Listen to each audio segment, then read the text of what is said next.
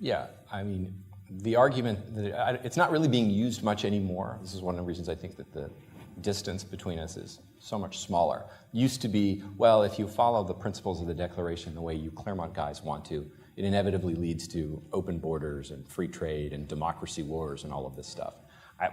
Myself and Tom West and many others have put in countless thousands of hours trying to argue against that. I feel like we've finally gotten somewhere. And so those arguments aren't being thrown at us as much anymore. So I will say I've heard very little to disagree with, if anything, to my right or to my left over here.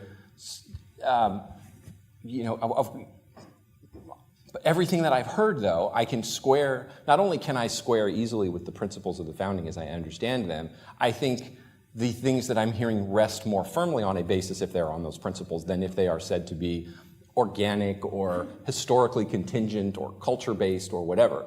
And that, incidentally, from everything I've read over and over again, is simply not the way the founders understood themselves. They did understand themselves to have discovered, or if not discovered, at least laid bare and explicated the true principles of political legitimacy that they were going to act on going forward.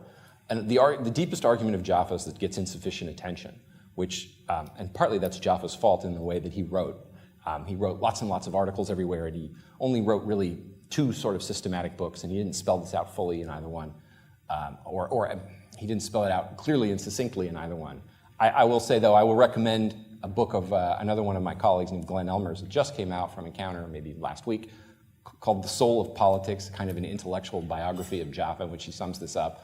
And even though it's gauche to do so, I will do it. My own review of Glenn's book, which is quite a bit shorter, In American Greatness, published maybe 10 days ago, we summarize this point. But Jaffa, the deepest strata of his argument is that many things fundamentally changed from the classical to the modern world, which made the classical solution for the foundation or basis of right political action impossible to port directly. It had to be changed and modified because of the Roman conquest of the ancient world, the destruction of the polis, the death of paganism, the emergence of Christianity, the sundering of civil and religious law, the breakup of Christianity into sects, the division in the soul between allegiance to a terrestrial prince and to a supernatural God. All of these things make a new basis for political legitimacy necessary, and the founders, building on the early moderns, come up with that. One of the things that got Jaffa in the most trouble with his fellow Straussians, Jaffa was a student, really Leo Strauss's very first student,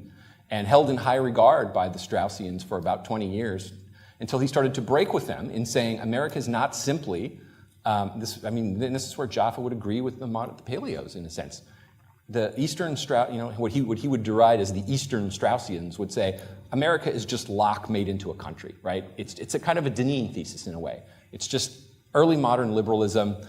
You read the book, how would I write a constitution based on this? I write the US Constitution, and it's all maximize liberty, maximize consumption, maximize personal enjoyment, no virtue, no duties, or as Strauss puts it at the end of that famous chapter of National Right in History, the joyless quest for joy.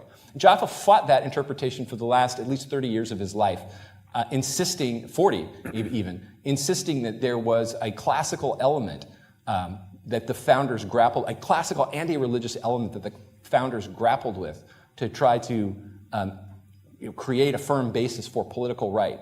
And he was absolutely ridiculed by the Eastern Straussians for that, and basically ignored by everyone else for this argument, who just didn't pay any attention to it.